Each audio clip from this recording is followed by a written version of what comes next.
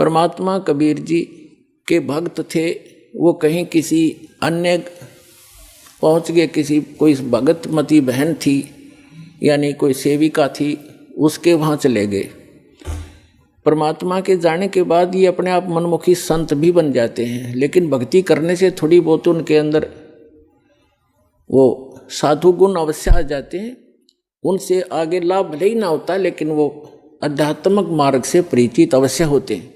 तो इस प्रकार का एक संत किसी अपनी सेविका के घर चला गया और गुरुजी आगे गुरुजी की सेवा श्रद्धालु खूब करते हैं। और उनके घर, उस बहन के घर, जिसके घर वो गया था वो संत, उसके घर उसकी बहन आई हुई थी, उस लड़की की बहन, और उसकी इकलौती पुत्री थी, वो विधवा हो गई थी 1 महीना पहले। और उस लड़की ने, संत भक्त आए हुए थे, उसने भोजन बना दिया। उसकी बहन ने कहा बहन तू बना दे, मुझे कुछ और काम है और सेवा करती हूँ। तो उस बहन ने वो भोजन बनाया, साधु संत ने खाया।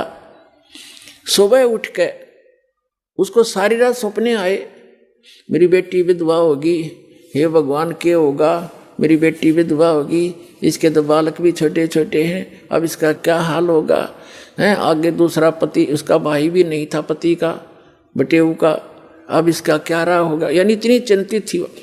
तो सुबह उठ के उस संत ने कहा अपनी शिष्या से, बहन आज ये हमारा भोजन किसने बनाया था, ये कल रात का जो भोजन था ये किसने बनाया था। तो उसने बताया जी मेरी बहन आई हुई है, उसने बनाया था। अच्छा, क्या कोई आपत्ति है उसके ऊपर, कोई दुख है उसको? कहा महाराज जी घना दुख उसको, तो नाम तो उसने ले नहीं रखा।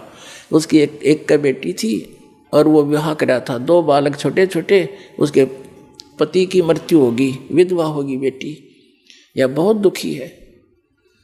तो पुण्यात्मा, अब उसके द्वारा बनाए गए वो सोच विचार जो उसके थे उस अन्न में पहुंचे, और उस अन्न को खाने से उस संत भी डिस्टर्ब हो गया।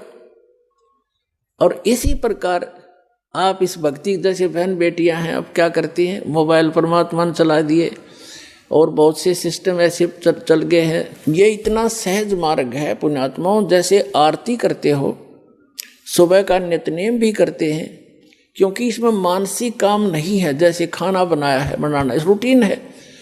अब जैसे गाड़ी चलाते हैं, अब उसमें मानसिक काम घना नहीं होता, अभ्यास हो जाता है इनका अपने हाथों का अपने आप ही। तो उसमें भगवान की भक्ति, जैसे आरती लगा दी, आरती भी करता रहे और काम भी करता रहे। जैसे बहन आरती करती हैं या मंत्र करते करते नाम आरती, रोटी बना रहे हैं, मंत्र करने लगे, तो उनका असर उस अन्न में भी होगा और खाने वाले को भी वो अनुकूल करेगा, उसमें उसका लाभ देगा। तो इसी प्रकार ये साधना ऐसी है, इससे पूरे विश्व का कल्याण हो जाएगा।